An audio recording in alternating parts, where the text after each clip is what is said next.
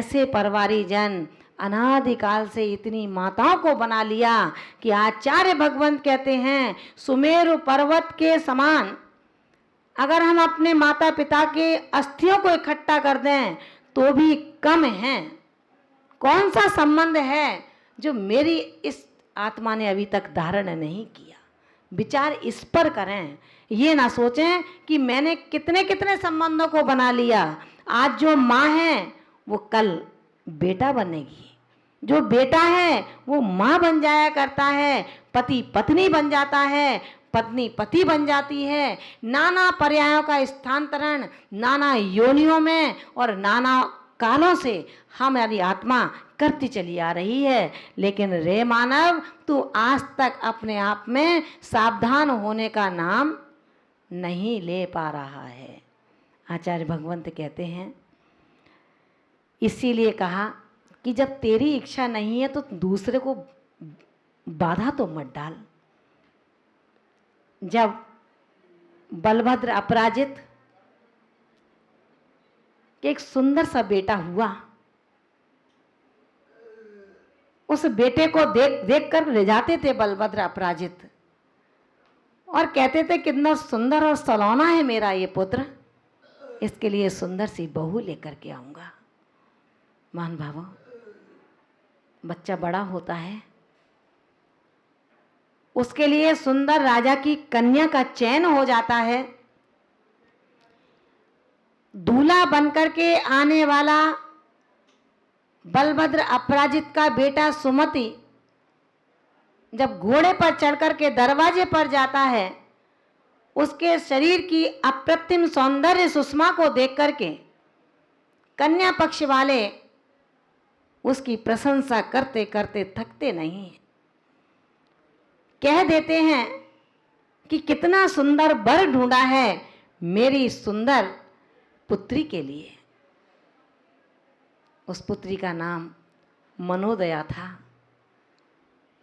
ऐसी मनोदया अपने पति को झरोखों से देखती है और अपने भाग्य पर इठलाने लगती है कि कितना सुंदर भाग्य रचा है मेरे द्वारा, मेरे कर्मों ने, कितना सुंदर पति है।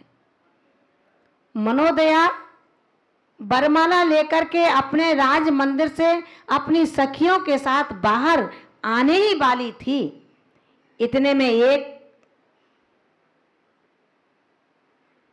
देवीय रूप सहेली का प्रवेश हो जाता है। उसने कहा, मनोदया कहाँ जा रही हो? उसने कहा, तुम्हें पता नहीं है मेरे स्वामी मेरे राज मंदिर की ओर चले आ रहे हैं। ये माला उनके गले में डालकर उन्हें अपना जीवन साथी बना लूंगी। उस देवीय रूप सहेली ने कहा, भूल गई क्या? हम और तुम जब दोनों में स्वर्गों में देवी थे, अष्टान का महापर्व पर नंदीश्वर द्वीप के वंदना के लिए हम और तुम दोनों ही गए थे। वहाँ देवों के द्वारा जो पूजा हो रही थी, उस पूजा के दृश्य में देख करके हम लोगों ने सुमेरु पर्वत की वंदना की और वहाँ जाकर के ये संकल्प लिया कि हम और तुम दोनों में से जो पहले यहाँ से मरण को प्राप्त होकर मनुष्य गति को प्राप्त होगा, वो उसको संबोधने के लिए आएगा। क्योंकि उस सुमेरु पर्वत पर जो अवध ज्ञानी मुनिराज विराजमान थे, उन्होंने कहा था कि तुम दोनों का संसार केवल 4 भव बाकी है। तो बहन, तुम मुझे पहचान पा रही हो या नहीं? मनोदया ने कहा कि हाँ सखी, कुछ कुछ स्मरण तो आ रहा है कि मैंने नंदीश्वर द्वीप के वंदना की थी, सुमेरु पर्वत की वंदना की थी। अकृत्रिम चैत्यालयों को, चैत्य को देख करके मन आनंदित हो गया था। वहीं पर यह संकल्प कर लिया था कि अब कभी भी इन भोगों में नहीं फंसेंगे। और तुमने और मैंने ये संकल्प लिया था, जो मनुष्य पर्याय में एक बार जाएगा, पहले जाएगा, उसको दूसरी ये देवीय सहेली संबोधित करेगी। सारा का सारा नक्शा उस मनोदया की आंखों में ऐसे तैर जाता है जैसे अभी ही घटना हुई हो। हाथ की बरमाला वहीं छूट जाती है, पिता के चरणों में चली जाती है। लोग आकंपित हो जाते हैं कि हुआ क्या, कंपित हो जाते हैं कि ये क्या, लेकिन आकंपित मनोदया अपने पिताश्री से निवेदन करती है कि हे तात, मेरी अज्ञान अवस्था के कारण मैं सच्चे बोध को प्राप्त नहीं हो सकी थी, इसलिए मैंने बरमाला को हाथ में थाम लिया। अब ये बरमाला नहीं, अब तो शिवमाला को लेने का पुरुषार्थ करूंगी, शिवमाला को लेने का पुरुषार्थ करूंगी। अब इस सुमत से नहीं, अब तो केवल सुमत की राह ढूंढूंगी। अब मुझे उस शाश्वत पति की खोज रहेगी, जो शाश्वत पति मुझे मेरी लक्ष्मी को प्राप्त करा देगा। पिता ने कहा, बेटी तुमने बहुत सुंदर विचार किया है। अगर उस पिता की जगह आप लोग होते तो क्या सहर्षा से स्वीकृति दे सकते थे? दो चांटे लगाते के लिए तुझे इतनी चिंता नहीं है, मेरी इज्जत मिट्टी में मिल जाएगी। बारात दरवाजे पर आ चुकी है, तमाम रिश्तेदार यहाँ भरे पड़े हैं, पूरी प्रजा यहाँ पर है, सारी तैयारियां हो चुकी हैं और तुझे वैराग्य का एक भूत सवार हो रहा है। आचार्य भगवंत कहते हैं यही तो मिथ्या दृष्टि है, जो वैराग्य को भूत और व्यंतर बताता हो। उसे नहीं पता कि वैराग्य भूत और व्यंतर नहीं है। वैराग्य तो बाह्य और आभ्यंतर में उस आत्मा को श्रृंगारित कर देता है, और जो भूत व्यंतर होते हैं, जो बाधाएं डालते हैं, अंतराय डालते हैं, वो कभी अपने जीवन में भूत और व्यंतर बन करके अपनी निम्न गतियों की यात्रा को रिजर्वेशन करा लेते हैं।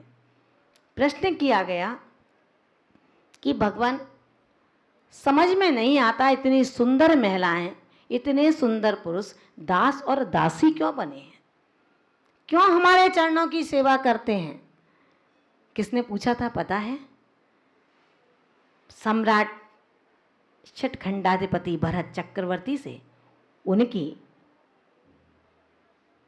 जो रानियां थीं उन्होंने पूछा था कि इतनी देवियां अपने महलों में हैं, इतनी सुंदर हैं, इनको ये कार्य करने के लिए किस कर्म ने मजबूर किया है? भरत चक्रवर्ती क्या कहते हैं, बता दूं क्या? भरत चक्रवर्ती कहते हैं कि हे देवियों, जो महिलाएं, जो नारियां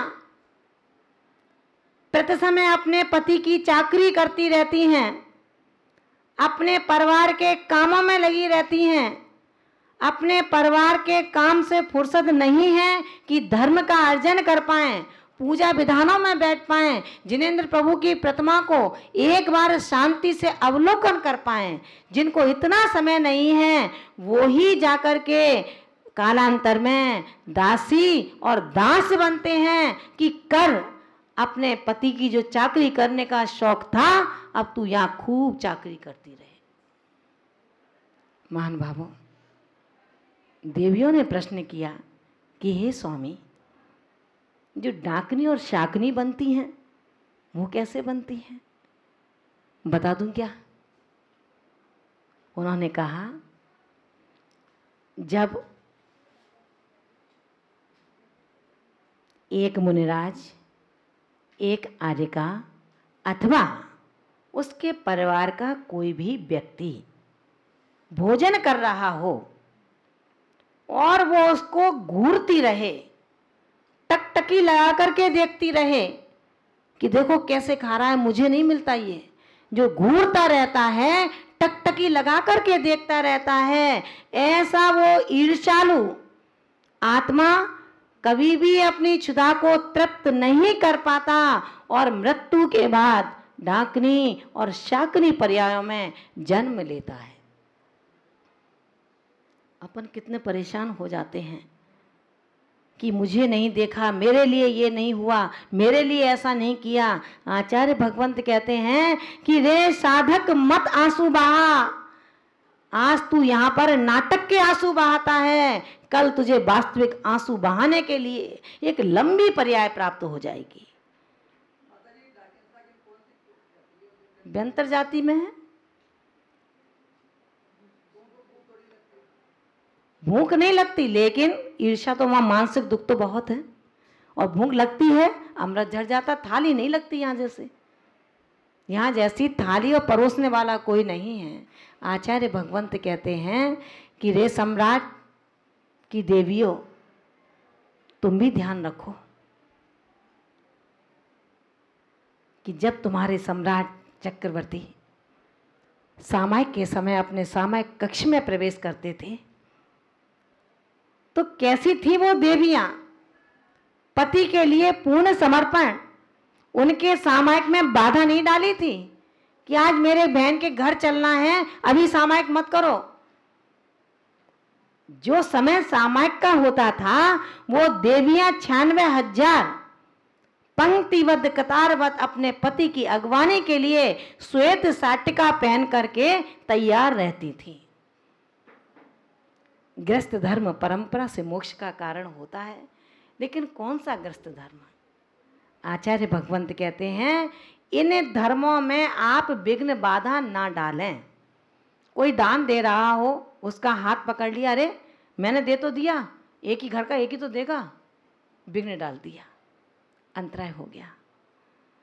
आज शक्ति का क्षय क्यों है शरीर में?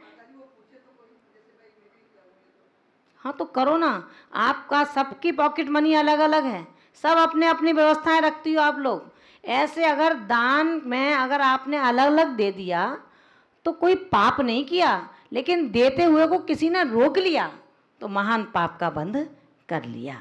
आचार्य भगवंत कहते हैं किसी भी कंडीशन में कोई घर से निकल रहा हो उसे मत रोको।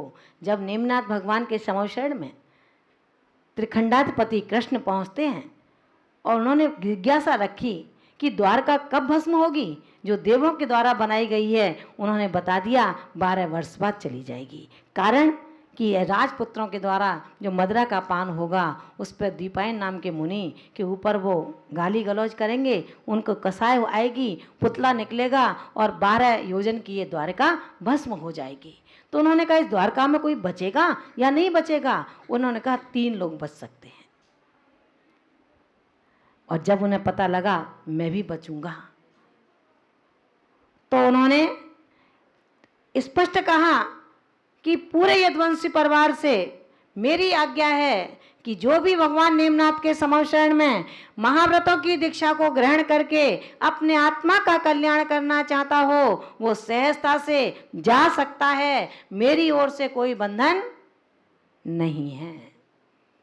महान भावों, कोई बंधन नहीं किया था। भाई पुस्तक में 2 और 3 आया है, इसलिए मैंने 3 बोला है, वैसे 2 का ही हमको मालूम था, लेकिन जो मैंने कल एक पुस्तक पढ़ी उसमें 3 ही आया, 2 और 3। इसलिए जो भी है 2 का तो कंफर्म है ही, नाम नहीं आया, 2 का भी नाम नहीं दिया उन्होंने। तो कहने का तात्पर्य सिर्फ इतना है कि हम किसी भी कंडीशन में वैराग्य के पथ पर बढ़ते हुए आत्मा को कभी बाधा ना डालें। धर्म ध्यान करते हुए किसी को रोके नहीं। अगर उसका स्वास्थ्य खराब है तो वो अपने आप ही नहीं जाएगा। आप रोक करके कर्म बंद क्यों करते हो? क्योंकि आपको तो जाना ही नहीं है, जो जा रहा है उसको जाने दो, रोको मत। आचार्य भगवान सिर्फ यही कहते हैं कि खय कट्ठ कुट्ठ मूल सूला। खय माने जो धर्म कार्यों में अंतराय डालते हैं, वो खय माने क्षय रोग, कुट्ठ माने कुष्ठ रोग, मूल व्याधि यानी कि शूल रोग, और लूए माने वायु का एक रोग होता है, अथवा मकड़ी जो फिर जाती है, कभी देखा होगा शरीर पर मकड़ी फिर जाती है, इस तरह का रोग। भयंदर माने भगंदर रोग, जलोयर माने जलोदर रोग, और अक्षिश रोग। अक्षिश रोग माने जो आँख के रोग, सिर के रोग, आँखों के नहीं दिखना, आँखों से पानी आना, आँखों से कम दिखना, ऐसे रोग, सिर के दर्द भयंकर होना, ऐसे रोग जब हो जाते हैं, और इसके बाद क्या होता है, शीतुष्ण बाहिरादि, शीत और उष्णता से होने वाले सन्निपात आदि रोग, ये सब पूया दानांतराय कम फलम, पूया यानी कि पूजा दान में अंतराय डालने के कर्म फल के नमूने हैं। समझ में आया? ऐसे ऐसे रोगों से हम ग्रसित हो जाते हैं, केवल हमने अंतराय डाला है और समझ नहीं पाते हैं कि भाई तबीयत सही नहीं थी इसलिए तो रोका है। आप क्या कहेंगे, माता जी तबीयत ठीक नहीं थी इसलिए रोका है। अरे भाई, आचार्य कुंद कह रहे हैं कि हे ज्ञानी शावक, अगर तबीयत सही नहीं थी इसलिए तेरे मन में अपनी पत्नी का दर्द उमड़ आया कि बीमार है, कहाँ जाएगी, बीमार और हो जाएगी। आचार्य भगवंत कहते हैं तुझे हम जब सच्चा पति मानेंगे कि तू उसकी बीमारी को सही कर ले, और जब कोई बुलावा आ जाए, लेने वाला आ जाए, उससे भी कह दे अभी नहीं, सही करके भेजूंगा, अभी तो बीमार है। अरे घर में भी बीमार है, दीक्षा के बाद भी बीमार है, बीमारी में तो कमी नहीं आई, तो क्यों ना हम धैर्यता से उस बीमारी का सामना करें। बीमारी क्या है, हमारे कर्म का उदय ही तो है। उस कर्म का उदय यदि हंस हंस के झेल लेंगे तो निर्जरा को प्राप्त होगा, रो रो कर झेलेंगे तो नवीन बंध में प्राप्त होगा। क्यों अपना नवीन बंध करें, क्यों कर्मों को आमंत्रित करें, जो कर्म बांध चुके हैं उसको झेलने की ही सामर्थ्य अभी हमारे अंदर नहीं है। इसलिए आचार्य भगवान कहते हैं अपनी शक्ति को छिपाओ मत, किसी में अंतराय डालो मत, वरन अनुमोदना करो, नहीं जाए तो उसका पाप कर्म उसके सिर पर, आपका पाप कर्म आपके नाम बंध को प्राप्त नहीं होगा। क्योंकि आप और हम दोनों अलग अलग हैं। यहाँ जब देह और देही अलग अलग है तो आप और हम एक कैसे हो सकते हैं, परिवारी जन एक कैसे हो सकते हैं, इसका विचार करके रे ज्ञानी आत्मा अपना विश्लेषण करना, अपना चिंतन करना, चिंता में मत डूब जाना। अगर चिंता में डूबेगा तो चिता जलने में देर नहीं होगी, और चिंतन में डूबेगा तो मंजिल तेरे हाथ में होगी। इतना कह करके आचार्य कुंद भगवंत के चरणों में हम सभी पुनः नमोस्तु निवेदित करते हैं, और आज के इस ग्रंथराज रैणसार के अध्ययन को यहीं पर